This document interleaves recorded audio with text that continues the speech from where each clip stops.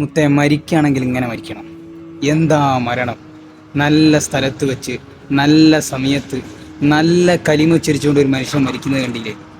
എടാ, നല്ലത് ചെയ്ത ആളുകൾക്ക് നല്ല മരണമുണ്ട്, മോശപ്പെട്ട ആളുകൾക്ക് മോശം മരണമുണ്ട്. അത് അള്ളാൻ്റെ തീരുമാനമാണ്. നമ്മളിപ്പോഴും അത് മനസ്സിലാക്കാൻ തയ്യാറായിട്ടില്ല എന്നുള്ളതാണ് വാസ്തവം.